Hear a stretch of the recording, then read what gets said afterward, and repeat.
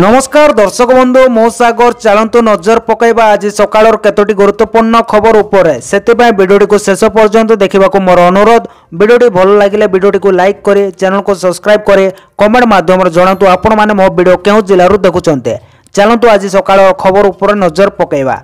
प्रथम खबर देखु आसला बड़ खबर 19 तारीख जाए प्रबल बर्षिब एने 6 जिला को अलर्ट जारी। 5 दिन जाए निस्तार नहीं। आसंता 19 तारीख पर्यंत राज्य में प्रबल अति प्रबल वर्षा होवार संभावना रही। सक्रिय अपपात वर्तमान दुर्बल होइछे। झारखंड बिहार उपरे अवस्थित सक्रिय अपपात तेणु वह प्रभाव में पश्चिम ओडिशा रे प्रबल वर्षा होवार संभावना थिबा नै सतर्क करिছে आंचलिक पाणीपाग केन्द्र। एने विभिन्न जिला को पाणीपाग विभाग पक्षरु सतर्कता जारी करा जायछि। एहास आसंता काली 6 जिले में प्रबल अति प्रबल वर्षा हेबा नै आकलन करा जाय। सही सब जिला गुड़िक है मयूरभंज, केन्दुझर, सुंदरगढ़, संबलपुर, झारसुगुड़ा और बरगढ़ जिले में बर्षिब एने काली 6 जिला को ऑरेंज वार्निंग जारी करा जायछि बोले खबर मिली। परवर्ती खबर देखु आसला बड़ खबर 3 मासर इक्वाईसी न कले कार कटिजीव। खाद्य जोगाण मंत्री को सूचना। राशन कार्ड पाए 20,58,000 लोक इक्वाईसी करना एने सूचना जारी कर खाद्य जोगाण मंत्री कृष्ण चंद्र पात्र। से कहते जे जदि 3 मास मध्य लोक इक्वाईसी करना कार्ड कटाजीव। से आहरी कहते जे इक्वाईसी कर लोकंकर चाउल बंद करा जायछि। जदि चाउल जाउनी से माने इक्वाईसी सरकार चाउल देबे। इक्वाईसी कर लोकंक पाए 3 मास अपेक्षा करिवे सरकार। कार्ड गुड़िक से समय सस्पेंड अवस्था रहिबो। 3 मासर इक्वाईसी न कले कार्ड गुड़िक काटी देबे सरकार। खाद्य जोगाण मंत्री आहरी कहते जे नेटवर्क नथिबा जिला मानकरे नेटवर्क व्यवस्था करा जायछि। 5 वर्षर अधिक बयस पिला माने राशन कार्ड रे शामिल हेबे बोली खबर मिली। परवर्ती खबर देखु आसला बड़ खबर सरकार को बड़ निष्पत्ति सस्ता हो विद्युत बिल रे आश्वस्त। भारत सरकार नेले बड़ निष्पत्ति कमिजिवो विद्युत बिल। प्रति मासरे बढ़ुवा विद्युत बिल को नहीं असुविधार सम्मुखीन होउतबा व्यक्ति यह एक आश्वस्तिकर खबर। भारत सरकार कोयला आधारित विद्युत केन्द्र गैस डिसल्फ्राइजेशन नियम में गुरुत्वपूर्ण परिवर्तन करिसेंते। जहाद्वारा आगामी समय विद्युत मूल्य प्रति यूनिट 25 रु 30 पैसा ह्रास होई पारिबो बोली खबर मिली। परवर्ती खबर देखु आसला बड़ खबर एफएम कॉलेज छात्री मृत्यु मामला। मंत्री सूर्यवंशी सूरज को बासभवन को अंडा माड़ कला छात्र कांग्रेस। उच्च शिक्षा मंत्री को बासभवन को अंडा माड़। मंत्री सूर्यवंशी सूरज को बासभवन को अंडा माड़ कला छात्र कांग्रेस। बालेश्वर छात्री समय मृत्यु घटना हल्ला बोल। उच्च शिक्षा मंत्री सूर्यवंशी बासभवन घेरिला छात्र कांग्रेस। एपरिक पुलिस धमसाधमस हेबा सह मंत्री को बासभवन उपर को छात्र कांग्रेस अंडा माड़ करिছে। सेपट उच्च शिक्षा मंत्री इस्तीफा दाबी नेका तदंत दाबी कला कांग्रेस। मास्टर कैंटीन छकरे कांग्रेस पक्षर विक्षोभ जारी रही। राजमहलू राम मंदिर रास्ता अवरोध कला कांग्रेस बोली खबर मिली। परवर्ती खबर देखु आसला बड़ खबर आशा करूँ छात्री बंचीजे दोषी को छड़ा जीवन कहले उपमुख्यमंत्री प्रभात परिड़ा। जीवन युद्धे हारिगले एफएम कॉलेज छात्री समय विशी जीवन मरण संघर्ष पर गतकाल राति छात्री मृत्यु होता। छात्री मृत्यु को नहीं दुख प्रकाश कर उपमुख्यमंत्री प्रभात परिड़ा। प्रतिक्रिया कहते आशा करूँ झील जनक बंचीज बोली किंतु संभव है ना। जो मैंने घटना सम्मुक्त अच्छा से दृष्टान्तमूलक कार्यानुष्ठान नि उपमुख्यमंत्री प्रभात परिड़ा। बालेश्वर एफएम कॉलेज कर्तृपक्ष निर्यातनार शिकार होगा पर शनिवार दिन देहरे पेट्रोल ढाली आत्महत्या उद्यम करथिले छात्री। गुरुतर अवस्था प्रथमे बालेश्वर और पर भुवनेश्वर एम्स को स्थानांतर करा जायतिला। तांको शरीरर 90 रु 95% अंश पड़ जायतिला बोली खबर मिली। परवर्ती खबर देखु आसला बड़ खबर बीजेपी कार्यालय रे गुरुत्वपूर्ण बैठक। बालेश्वर एफएम कॉलेज छात्री मृत्यु नहीं बीजेपी गुरुत्वपूर्ण बैठक राज्य पार्टी कार्यालय रे चली बड़ धरणर बैठक। बैठक रे 2 उपमुख्यमंत्री उपस्थित थिबा सूचना। राजस्व आईन परिवहन पानी संपद मंत्री बैठक रे जोग दैतिबा कह जाउछि। राज्य भाजपा दल सभापति मनमोहन सामल बैठक रे उपस्थित थिबा सूचना। बालेश्वर घटना को नहीं बैठक रे आलोचना चली। आज राति सुधा बैठक पर सरकार बड़ निष्पत्ति ग्रहण करबा नै आलोचना होउछि। गतकाली राति सौम्यश्री मृत्यु होता बेले आज प्रत्येक ग्रामर अंतिम संस्कार शेष करा जायछि। पीड़िता न्याय दाबी रे बिजेडी आसंता काली बालेश्वर बंद डाकरा देइछि बोले खबर मिली। परवर्ती खबर ଦେଖନ୍ତୁ ଆସିଲା ବଡ଼ ଖବର। 2 ଦିନ ପୂର୍ବରୁ ହୋଇଥିଲା ସୌମ୍ୟଶ୍ରୀଙ୍କ ମୃତ୍ୟୁ। ଅସଲ କଥା କହିଲେ ସୁର ରାଉତରାୟ। ପୂର୍ବତନ ମନ୍ତ୍ରୀ ତଥା ଓଡ଼ିଶାର ବରିଷ୍ଠ କଂଗ୍ରେସ ନେତା ସୁର ରାଉତରାୟ ସୌମ୍ୟଶ୍ରୀ ମୃତ୍ୟୁ ମାମଲାରେ ଏକ ବଡ଼ ଦାବି କରିଛନ୍ତି। ସେ ଅଭିଯୋଗ କରିଛନ୍ତି ଯେ ପୀଡ଼ିତା ଛାତ୍ରୀଙ୍କ ମୃତ୍ୟୁ 2 ଦିନ ପୂର୍ବରୁ ହୋଇଥିଲା।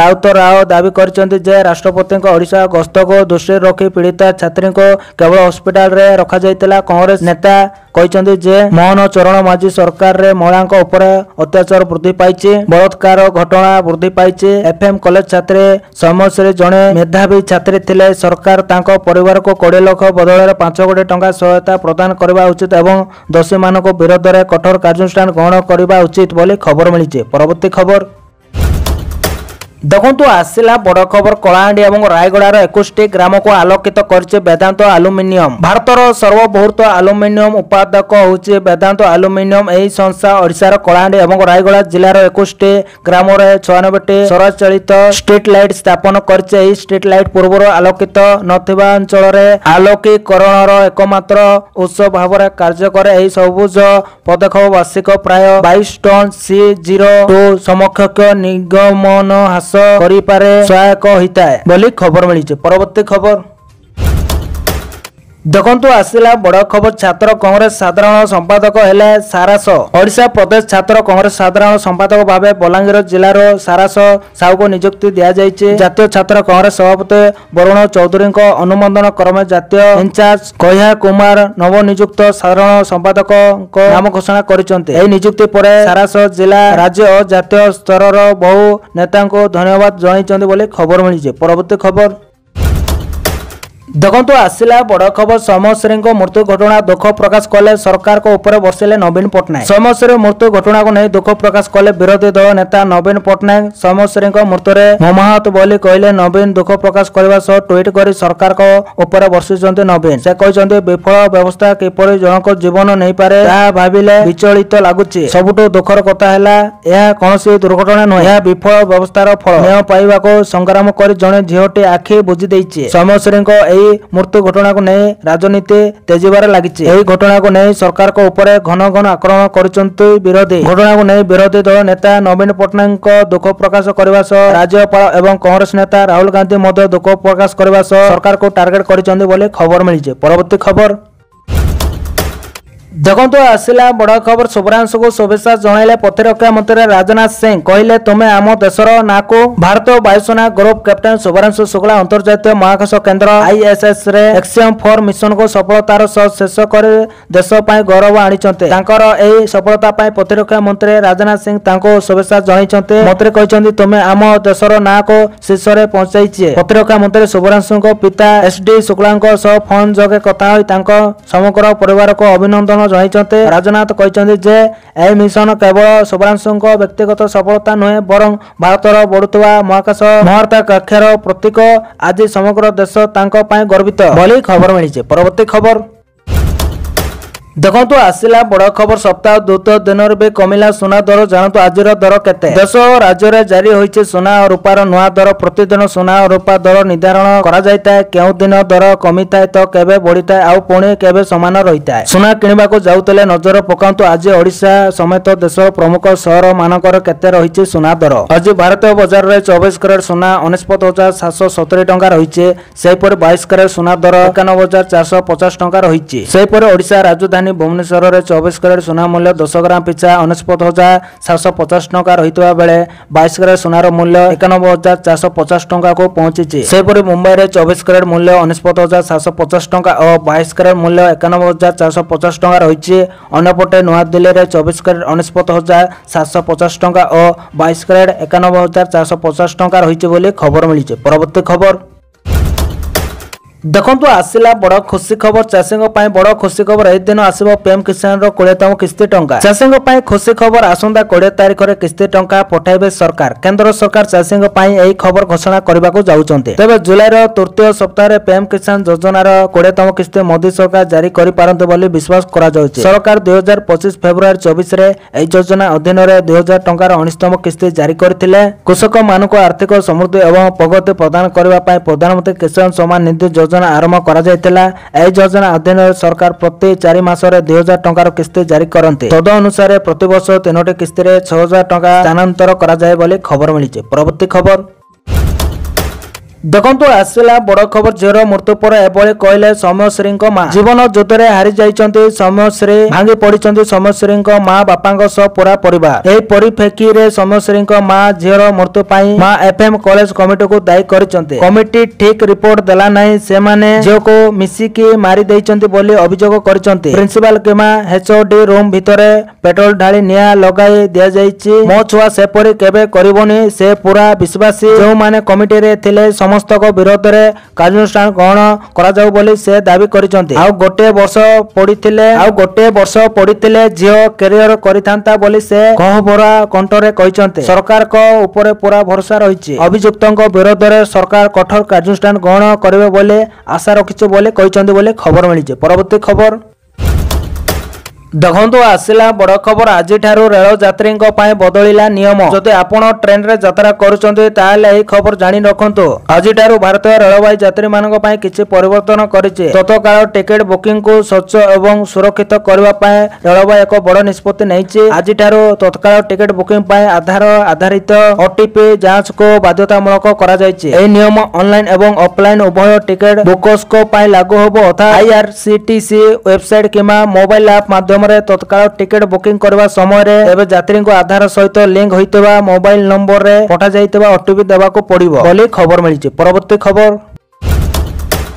ଦେଖନ୍ତୁ ଆସିଲା ବଡ଼ ଖବର। 2 ଦିନିଆ ଓଡ଼ିଶା ଗସ୍ତ ସାରି ଫେରିଲେ ରାଷ୍ଟ୍ରପତି। 2 ଦିନିଆ ଓଡ଼ିଶା ଗସ୍ତରେ ଆସି ମହାମହିମ ରାଷ୍ଟ୍ରପତି ରେଭେନ୍ସା ବିଶ୍ୱବିଦ୍ୟାଳୟର ସମାବର୍ତ୍ତନ ଉତ୍ସବରେ ସାମିଲ ହୋଇଥିଲେ। ରେଭେନ୍ସା ବିଶ୍ୱବିଦ୍ୟାଳୟର ତ୍ରୟୋଦଶ ଦୀକ୍ଷାନ୍ତ ସମାରୋହକୁ ସମ୍ବୋଧିତ କରି କହିଛନ୍ତି, ଛାତ୍ରଛାତ୍ରୀମାନେ ଚାକିରି କରିବାକୁ ନୁହେଁ, ଚାକିରି ଦେବାକୁ ପାଠ ପଢ଼ନ୍ତୁ। ରେଭେନ୍ସା ସମ୍ପର୍କରେ ନିଜ ଅନୁଭୂତି ବଖାଣି କହିଛନ୍ତି, ମୋ ଝିଅ ଏଠାରେ ପଢୁଥିବା ବେଳେ ହଷ୍ଟେଲକୁ ଆସିଥିଲେ। ରେଭେନ୍ସା ଇଟା ସିମେଣ୍ଟରେ ଗଢ଼ା କୋଠା ନୁହେଁ, ଏହା ଏକ ଶାଳ ଗ୍ରାମ। ସେପରି ମଧୁବାବୁଙ୍କ ଜୋତା କାରଖାନାର ଉଦାହରଣ ମଧ୍ୟ ଦେଇଥିଲେ ରାଷ୍ଟ୍ରପତି ବୋଲି ଖବର ମିଳିଛି। ପରବର୍ତ୍ତୀ ଖବର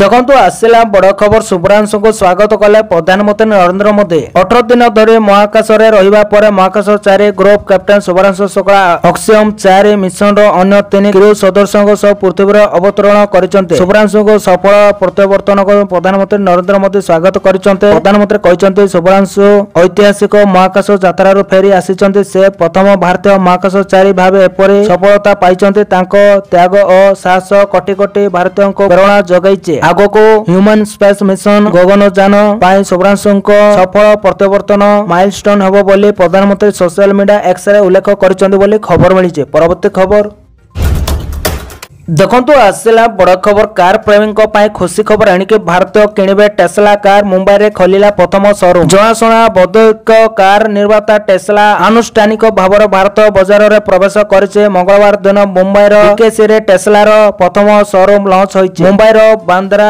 କୁର୍ଲା ର ମେକର ମେକ୍ସିଟି ମଲରେ ଟେସ୍ଲାର ଶୋରୁମ ଖୋଲାଯାଇଛି। ମୁଖ୍ୟମନ୍ତ୍ରୀ ଦେବେନ୍ଦ୍ର ଫଡନାଭିସ ଟେସ୍ଲା ଶୋରୁମ ଉଦ୍ଘାଟନ କରିଛନ୍ତି। ଏହି ସମୟରେ ସେ ଦେଶରେ ଟେସ୍ଲାକୁ ସ୍ୱାଗତ କରିଥିଲେ ଏବଂ କହିଥିଲେ ଟେସ୍ଲାକୁ ଭାରତରେ ସ୍ୱାଗତ ବୋଲି ଖବର ମିଳିଛି। ପରବର୍ତ୍ତୀ ଖବର ଦେଖନ୍ତୁ ଆସିଲା ବଡ଼ ଖବର। ସକାଳୁ ଅଫିସ ଆସ ନହେଲେ ଗେଟ୍ ହୋଇଯିବ ବନ୍ଦ। ବିଜେଡି ବନ୍ଦ ଡାକରାକୁ ଦୃଷ୍ଟିରେ ରଖି ସରକାରୀ କର୍ମଚାରୀଙ୍କ ପାଇଁ ଗାଇଡଲାଇନ ଜାରି କରିଛନ୍ତି ରାଜ୍ୟ ସରକାର। ସରକାରୀ କର୍ମଚାରୀ ସକାଳ 9:30 ସୁଦ୍ଧା କାର୍ଯ୍ୟାଳୟ ଆସିବାକୁ ନିର୍ଦ୍ଦେଶ ଜାରି କରାଯାଇଛି। 9:30 ପରେ ବନ୍ଦ ରହିବ ଲୋକସେବା ଭବନ, ଫ୍ରଣ୍ଟ ଗେଟ୍, ଖାରବେଳ ଭବନ, ରାଜୀବ ଭବନ, କୋଶି ଭବନ। କର୍ମଚାରୀଙ୍କୁ ବିଭାଗ ପକ୍ଷରୁ ପରାମର୍ଶ ଦିଆଯାଇଛି, ପ୍ରବେଶ ସମୟରେ ପରିଚୟ ପତ୍ର ଏବଂ ପାସ୍ ବାଧ୍ୟତାମୂଳକ ବୋଲି ଖବର ମିଳିଛି। ପରବର୍ତ୍ତୀ ଖବର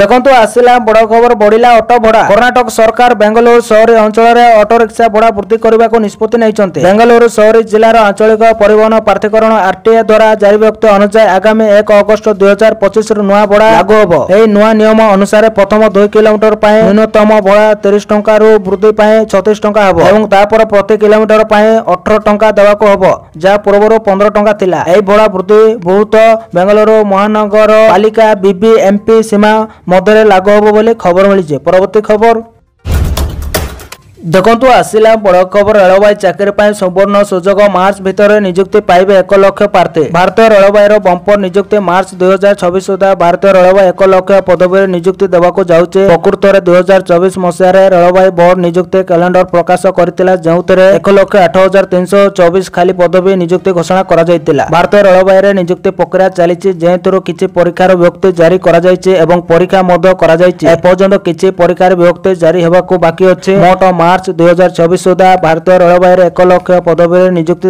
हेबाको अछि। असंदु जानिबा केते पदवी पाई नियुक्ति परीक्षा करा जायछि एवं केते पदवी नियुक्ति हेबाको अछि। भारतीय रेलवाई एपर्यंत 40,000 पदवी नियुक्ति पाई विज्ञप्ति जारी करिछि। जो पदवी एही पदवी नियुक्ति पाई परीक्षा मध्य करा जायछि। रेलवाई अनुसार जनवरी रो मार्च मध्य असिस्टेंट लोको पायलट रो 16,000 पदवी नियुक्ति पाई विज्ञप्ति जारी करा जायतिला बोली खबर मिलिछि। परवर्ती खबर देखंतु आसिला बड़ खबर भारतीयों पाई खुशी खबर। रेल्स तैयारी करले सरकार देवे 15,000 टंका। आपण रेल्स करिवारे शौक रखुछन्ती कि ताहाले आपनको पाई खुशी खबर। रेल्स तैयारी करले केंद्र सरकार देवे 15,000 टंका। कथाटी आपनको मिछ लागुथिले भी संपूर्ण सत। केंद्र सरकार को द्वारा आरंभ होइतबा डिजिटल इंडिया कार्यक्रम को 10 वर्ष पूर्ण होइचे। केंद्र रे सरकार गठन करबा पर प्रधानमंत्री नरेंद्र मोदी को सरकार 2015 जुलाई 1 रे डिजिटल इंडिया कार्यक्रम आरंभ करथिले। डिजिटल इंडिया रो 10 वर्ष पूर्ण अवसर रे सरकार देशवासी एक स्वतंत्र प्रतियोगिता आरंभ करछन्ते। एही प्रतियोगितार ना डिजिटल इंडिया रो एक औषधि रेल्स प्रतियोगिता। एही प्रतियोगिता जुलाई 1 तारिख रे आरंभ होइतिला एवं अगस्त 1 तारिख पर्यंत चलिबो। एही प्रतियोगिता अधीन रे अंशग्रहण करबाको नागरिक मानको निमंत्रण करा जायछि। एही प्रतियोगिता अधीन रे आपनको आपनकर व्यक्तिगत कहानी एवं सृजनशील रेल्स शेयर करबाको पड़िबो जा डिजिटल इंडिया अभियान सहित जड़ित। केंद्र सरकार एही प्रतियोगिता अधीन रे पुरस्कार मध्ये देबे। श्रेष्ठ 10 जन विजेता को प्रत्येक को 15,000 टंका, तापरे 25 जन विजेता को प्रत्येक को 10,000 टंका एवं परवर्ती 50 विजेता को प्रत्येक को 5,000 टंका प्रदान करा जाबो बोली खबर मिलिছে। परवर्ती खबर देखो सुभद्रा योजना आसला बड़ खबर। एही दिन आसीबो तृतीय किस्तिर टंका। राखी पूर्णिमा रे मिलिबो सुभद्रा योजनार तृतीय किस्ती टंका। अगस्त 9 तारिख रे मिलिबो सुभद्रा टंका। सुभद्रा सोसाइटी रो चतुर्थ परिचालना परिषद बैठक रे एने दिया जायतिबा प्रस्ताव गृहीत होइतिबा सूचना। जेउतरे अगस्त 9 तारिख रे तृतीय किस्ती प्रदान प्रस्ताव को अनुमोदन करा जायचे। पूर्वरु सुभद्रा हिताधिकारी जो माने टंका पाइबार वंचित अछंती सेमानक पई सर्वे हबो बोली कहिथिले उपमुख्यमंत्री प्रहदी परिडा। सुभद्रा हिताधिकारी संपर्क सर्वे रे कॉलेज छात्र मध्य शामिल होई पारिबे बोली बैठक में निष्पत्ति होइचे। जो माने योग्य सेमानको सुभद्रा टंका मिलिबो बोली खबर मिलिছে। परवर्ती खबर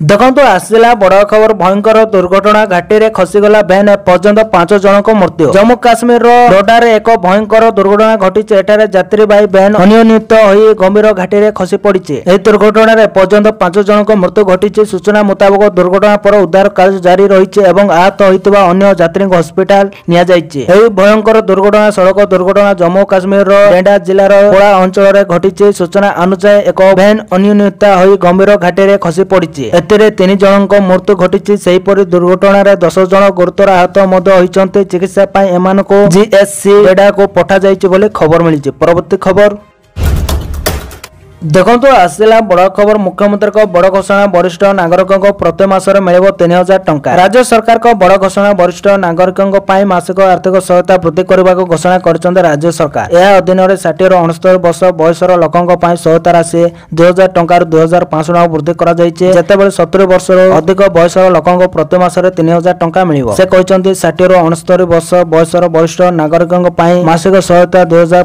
टंका वृद्धि करा जाउछि एवं 70 वर्ष रो अधिक बयसर व्यक्ति माने एबे प्रति मासरे 3,000 टंका पाइबे। यह व्यतीत 60 रो 69 वर्ष बयसर वर्गर अनुसूचित जाति एससी जनजाति एसटी एवं संख्यालघु समुदायर वरिष्ठ नागरिक मानक प्रति मासरे अतिरिक्त 500 टंका मिलिबो। मुख्यमंत्री कहछन्ती जे एही योजना गुड़िक पाई मोट 3,227 कोटी टंका व्यय बराद करा जायछि बोली खबर मिलिছে। परवर्ती खबर देखंतु आसिला बड़ खबर। बॉम्बे स्टॉक एक्सचेंज को उड़ाई देबाको धमक। चारिपटे कड़ा सुरक्षा व्यवस्था। बॉम्बे स्टॉक एक्सचेंज को उड़ाई देबाको कॉमरेड पिनराई विजय नामक व्यक्ति इमेल रु एभली धमक मिलिबा परे मुंबई पुलिस रे हइचई सृष्टि होइছে। आज विस्फोरण रे स्टॉक एक्सचेंज को उड़ाई देबाको बिल्डिंग रे आरडीएक्स आईईडी लगा जायछि। एही मेल मिलिबा परे बॉम्बा निष्क्रियकारी दल पूरा बिल्डिंग रो खान तलाशी करथिबा जणा पड़िछि बोली खबर मिलिছে। परवर्ती खबर देखंतु आसिला बड़ खबर प्रति मासरे आसीबो 15,000 टंका दिनको रखिबाकू पड़िबो मात्र एतिके टंका। सुरक्षित भविष्यत पाए निवेश नितांत आवश्यक एभଳି କରିବା द्वारा परख भाବରେ आम संचय वृद्धि पाइबा सह भविष्यत सुरक्षित होइताय। तेबे एथिपाए केतेक निर्दिष्ट पॉलिसी बा स्कीम बा योजना रहिছে। एही सब योजना विषय जानिबा निहाती आवश्यक। एभଳି स्कीम आपनको लक्ष्यपूर्ति कराइबारे सहायक होई पारिबो। भारत सरकार समेत राज्य सरकार और केतेक आर्थिक अनुष्ठान पाखरे एभଳି एकरू अधिक स्कीम रहिছে जहाँ आपनको निवेश करबा तरीका को बदलाई देई पारे। एही पॉलिसी रे मात्र 200 टंका निवेश करी 28 लाख टंका पर्यंत मैच्योरिटी टंका पाई पारिबे। केंद्र सरकार को द्वारा समर्थित भारत बीमा निगम रो निवेश करबा द्वारा अनेक प्रकार बेनिफिट प्राप्त करे पारिबे। यह एक मार्केट ओनली कोड पॉलिसी अटे जहाँ द्वारा आपनको पॉलिसी सुरक्षा सह मैच्योरिटी गारंटी मिलता है। LIC जीवन प्रगति पॉलिसी धारकों को 5 वर्ष पर्यंत जीवन बीमा कवर करिता है। परिणत बयस पाए निवेश पेंशन स्कीम चाहूले एही पॉलिसी को सर्वोत्तम बोली कुआ जायछि। जदि आपण प्रतिदिन 200 टंका संचय करबा सह याको निवेश करंती तेबे मास शेष रे 6000 टंका सेविंग करिवे। एही क्रम रे वार्षिक 72 संचय होइताय। एभଳି 20 वर्ष धरि निवेश कले आपणक संचय 1,44,000 को वृद्धि पाइबो किंतु आपणक वास्तव संचय सही समय रे 28 लाख टंका रहिबो। 30 वर्ष बयस रे आपण एही प्लान नेले आपण प्रति वर्ष एक मोटा अंकर संचय करि पारिबे जा फल आपण शीघ्र रिटायर्ड प्लान मध्य नहीं पारिबे बोली खबर मिली। तो दर्शक बंधु ए आज सकाळर केतोटी गुरुत्वपूर्ण खबर। जदि वीडियोटी भल लागिছে लाइक करबा सहित हम चैनल को सब्सक्राइब करंतु आ वीडियो को शेयर करंतु। वीडियोटी संपूर्ण देखिथिबारु आपण मानको बहुत बहुत धन्यवाद।